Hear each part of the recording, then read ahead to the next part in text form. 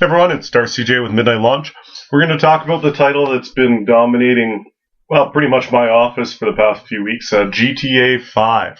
For those of you who've been living under a rock, it's a game, sandbox, where you basically get to jack cars and beat hookers with a pipe for 10 minutes straight while the cops drive by.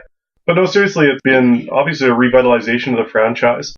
They had great success with 4, and this has been somewhat long in development, but it's where everyone's been playing the past few weeks, other than a couple notable Midnight Launch people.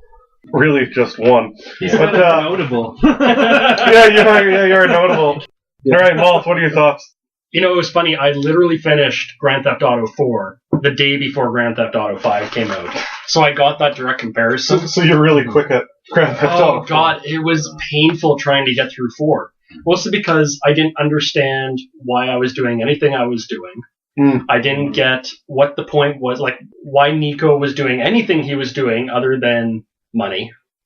I mean, there was really the story was really absent from it. There was no end goal that was ever made clear at any one time. So going from that into GTA 5, you know, there's maybe still not that end goal, but the characters are much more relatable to.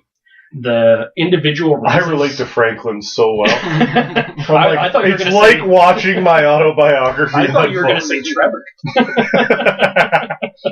No, it's relatable. It has legs because of the 3 characters. Yeah. You get bored with one storyline, like I get bored with any storyline. So I'm like, yeah, let's see what Trevor's doing. And, well, really, I'm normally playing Trevor because it's just so fantastic. But, like, you know, you switch over to Michael. You're like, oh, cool, like, I'll do some missions over here. And it adds that different story lens to the whole... Well, and I like the fact that each character, you understand why it is that they're doing. Like, Trevor just does shit because he's crazy. Yeah, because that's... He is the Joker without makeup. Yeah. Yeah, in a way. And if the Joker was from Canada. The voice actor, yeah. Well, his character. His character's from Canada. His character's from Canada. The voice actor is from... Calgary. From Calgary. Who's the voice actor? Steve Ogg. Oh. Yeah.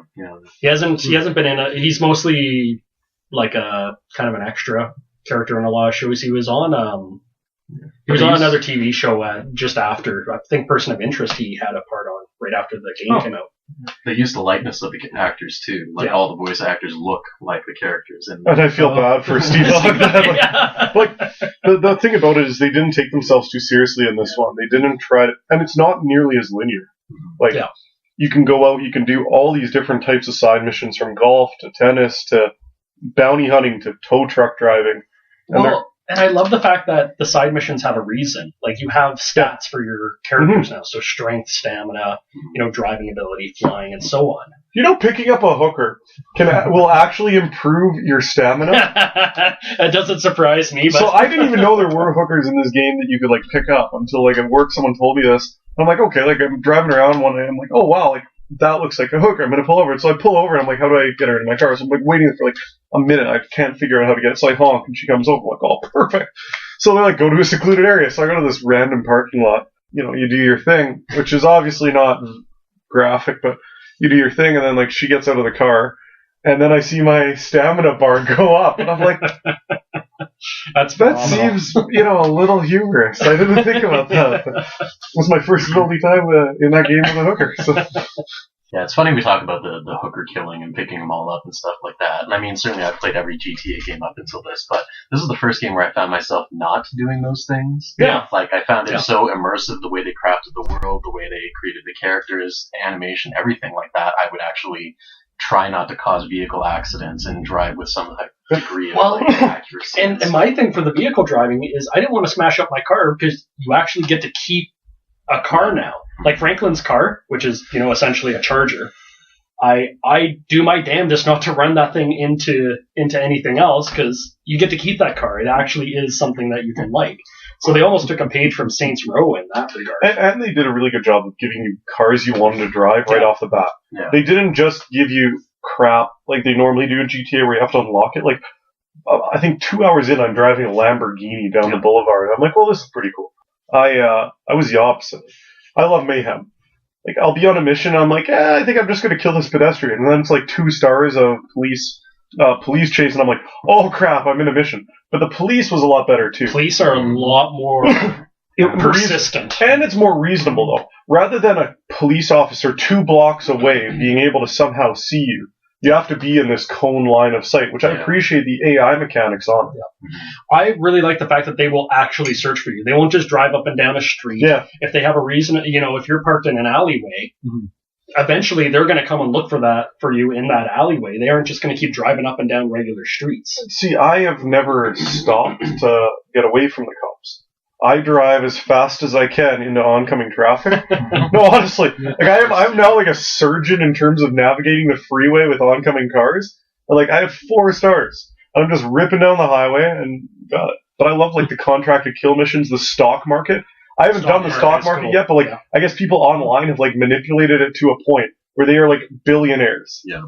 Well, if you do the Lester mission, he'll basically tell you buy stock in this, or if you have stock in it, dump it. Yeah. Because I'm going to have you do something. Are you talking about the tobacco one? There's tobacco. Don't share the next one. There was some other ones, but he'll basically tell you buy stock in this, dump it if you have it already, because I'm going to get you to do something that's going to change the stock. Yeah, and with the tobacco one, I can speak to. So you buy this competitor's tobacco shares, you're like, yay! Oh, I made so much money. What they don't tell you is because you're manufacturing supply and demand, and you're manipulating the curve. That's a short-term thing. So what you should do after you do this, and the competitor who you're sabotaging, when their shares tank, go buy those, because in like 2 days, they'll go back, and you'll make a killing off of it. You can buy and sell stocks? Yes. Yeah. Well, but you know what? Because that's the big thing, and it is money isn't nearly as easy to come by. You don't get money for doing every little shit job that there is. I don't know. I have beaten so many guys with like a pipe on the sidewalk, and I'll get like $22, $17, $22. But it is totally worth the murder. The whole system is very much based around you do the heist to get your money, and you get a big injection of money all at once. Yeah. So and I like that as opposed to I went and picked up some guy's friend and drove him here, and somehow that gave me $5,000. Yeah. Like, goddamn, that's an expensive taxi ride. Yeah, no, there's a lot of that. I mean, the other awesome thing about it was the random encounter stuff, and they started doing a little bit of that in Red Dead, but, just the impromptu things that come along just as you're driving around. I've run down so many aliens. My favorite one was to pick up a chick who, escaped from her wedding, who didn't want to marry this guy. The fiancé chases her. We finally get free of the cops, and then I drive her up to the woods and sell her into a cult. Which is a mission that comes in pretty quickly. But I mean, just the options that you have to do stuff like that. Yeah. So I'm not there yet, which makes this so much funnier. But yeah, just amazed about how much stuff is in there. I've never seen anything repeat. Even switching characters and the situations you find them in. Yeah, it's not even you just find them staying on the street. 90% of the time they're actually doing something. Like I came across Franklin walking. God, what was the Chop walking him in the hills of Los Santos. Have you seen the video on YouTube that's waking up Trevor? It's like 4.5 minutes of all the waking up Trevor things. It's like, come back! I'm sorry I made you touch my thingy. I still remember the first one. Yeah. And they don't overtly say what happens, but the guy's like shivering on his bed. So you know what happened. I love Trevor. He's psychotic and wonderful. Yeah. Davezorz, who's sitting here auspiciously silent, made a judgment call between this game and NHL 14. No regrets. No regrets. So tell me why NHL 14 is that good, just as a side note. Well, it's not necessarily that it's that good. Like, if you were to compare NHL 14, which is a certain amount of reproduction from every other NHL game, including now 94. Neither here nor there. Certainly there's a lot more time and craftsmanship that goes into a game like GTA 5. However, I very much enjoy the same repetitive nature of the NHL game with its slight tweaks every year. There's something about NHL, I've just always played it since I was a kid, so I knew that I would play it until 15 came out, and I didn't know if I would end up playing GTA a lot or hating it like I did 4, so I went with NHL. Okay, well, are you going to pick up 5 now that you've heard about it? Probably, but I have... Money for me is tight, so I can only buy one game, and I figure, and this is just my humble opinion, not playing either, that GTA and Saints Row operate in a similar kind of category for me. I feel like there's one role that both of those fill, so I'm kind of It's a toss-up for me between GTA 5 and the new Saints Row. So I haven't played the new Saints Row. I heard it was way over the top. GTA 5, while comical, isn't so over the top. It's over the top in terms of characters, but it's not over the top in terms of game. It's more realistic. Absolutely. But I mean, that's kind of Saints Row. That's their ideal, right? Is they went from basically a GTA ripoff to being their own thing. You know, Saints Row 2 was kind of a quirky crime. You know, it was funny, but it was still very much a GTA. Saints Row the third went, you know, over the top, and Saints Row 4 just went batshit crazy. So, and that's kind of the idea I like with it is, you know, GTA stays in the realm of possibility, whereas Saints Row is fuck possibility. Yeah. So it's like Call of Duty versus Halo almost. Like, they're both first-person shooters, but one you're battling like extraterrestrial, etc. One you're a little accentuated soldier. Yeah, but in this one you have like a dubstep gun and all sorts of crazy cool weaponry. And the thing for me is that, and this may get some unwelcome responses, but I haven't really enjoyed a GTA game since GTA 3. That was the last time I had a lot of fun. Not San Andreas? No, I actually found that after that it took itself too seriously for me. San Andreas. Vice City was the only one that I really enjoyed between 3 and 5. Yeah. See, I didn't like 3 and 4. I didn't like them. It was too dry, too grayscale.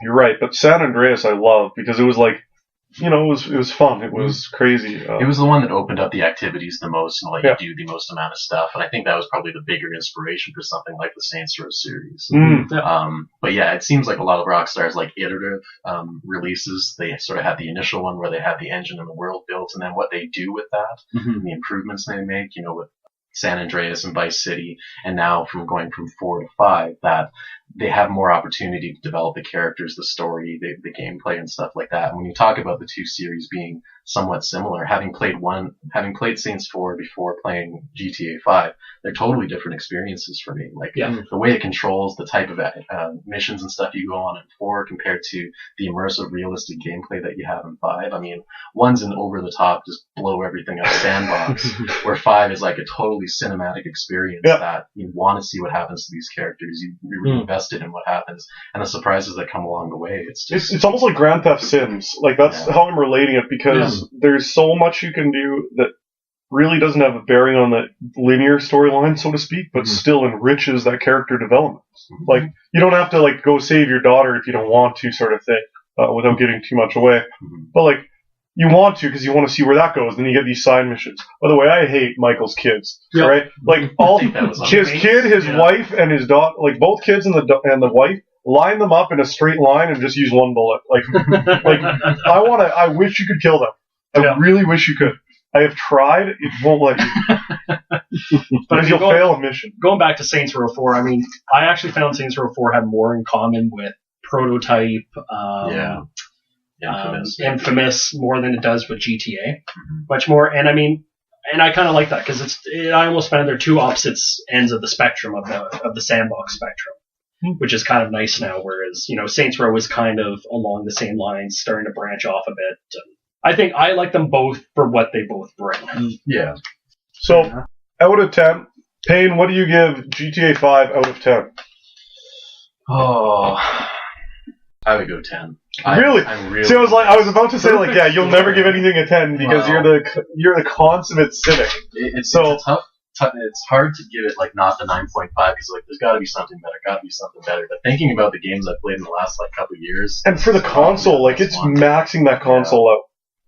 Well, I have to take in the online portion of it, and the online portion isn't blowing me away. I know that they said that they're going to add a lot of stuff in, and maybe they'll change it later. But did servers crash on you? No, but the very beginning of it took me about 20 minutes for it to sort its shit out and let me play. Still, at least their servers were working. Yeah, certainly, considering everybody was saying that they couldn't do anything. But taking that into account, I'll probably say 8. Oh, wow. I'll go with an 8 just because they really lauded the online portion of it, and it just isn't producing the way I was hoping it would. Maybe later on. I haven't played with any friends, and I guess that's a big portion of it is to play with friends in it, so maybe that'll change it a bit, but 8.5. I mean, online is still being developed too. I mean, they're promising more activities and more things to be done online. And with it being the initial launch now, sans any type of initial technical issues. I mean, it's a little bare at the moment. Yeah. But I mean, they are promising to roll that out gradually, and it's probably smart to do it bit by bit. Exactly. And do that. So it'd be interesting to revisit this in like a couple months. Yeah. And sort of see what the online is. But I mean, it's a recommend for me just from the single player. Oh yeah. It's worth its weight on the single. It's certainly a recommend for me still. I give it a 9. As a Sith, I try to find cheats and ways out of things in games. Like, I love that, figuring out whatever algorithm. And there's a few ways you can figure out the algorithm for, like, escaping police or doing things like that. So it's those little tweaks that I wish they'd make. But overall, like, probably my favorite game that doesn't start with the words mass, call of, or assassin in the last 4 years. Like, it's really well done, and it's fun. And that's what a game should be. They got back to the fact that it is a fun game to play. It's not a chore. It's not crucifyingly difficult. It's fun. So, and then NHL, it's not as good. So, thank you guys very much. That's Midnight Launch on GTA 5.